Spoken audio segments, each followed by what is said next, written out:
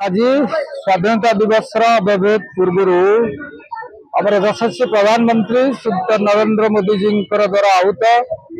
आमर तिरंगा यात्रा कार्यक्रम आज भुवनेश्वर उत्तर आमर बाणीविहार मंडल अनुष्ठित है। गतकाली भुवनेश्वर निर्वाचन मंडली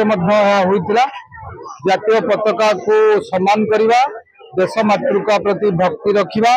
एवं आमर अखंडता प्रति विश्वास रखापी जो डाकरा दि जाइए भारतीय जनता पार्टी तरफ आम समस्ते दलीय भित्ति नुहे यह सर्वसाधारण को आकृष्ट कर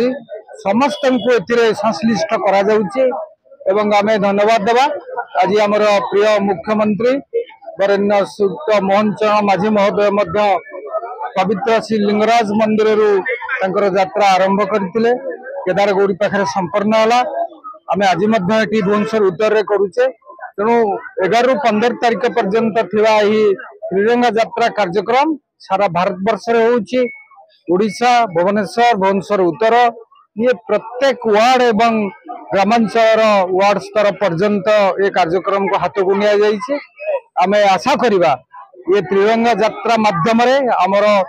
अखंडता रमर संहति रमें समस्ते भाईचारा बांधि हवा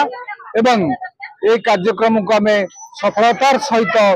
संपन्न करूँ एवं आसंता काली पवित्र 78तम स्वाधीनता दिवस उपलक्षे आम समस्ते आउ थे आमर जातीय पताका को आम सम्मान जणेबू एवं भारत मातार जयगान करूँ। तिरंगा यात्रा उत्तर भुवनेश्वर बाणीविहार मंडल तरफ आमर 11, 17, 10 नंबर वार्ड जे कि नरेंद्र मोदी को आह्वान क्रमे आम आज ये उत्तर भुवनेश्वर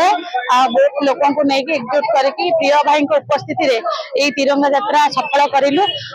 समस्त को कहवाक चाहूँगी यहाँ हर घर तिरंगा घर घर तिरंगा तेणु घरे घरे तिरंगा लगातु आगक अगस्ट 15 आसुची से आम समस्ते मिलमिशि यही तिरंगा यात्रा रे सामिल हवा आउ समस्ते बांधी रहा यहाँ गोटे बांधी हबार समय जे कि आम समस्त को जोड़ी तिरंगा यात्रा सामिल एकजुट हो आमर 10 नंबर वार्ड रे सब कर्मी मानक कहूँ घरे घरे तिरंगा लगातु अगस्ट 15 पालन करूँ समस्ते भल रुहतु सुस्थ रुहतु। वंदे मातरम, भारत माता की जय।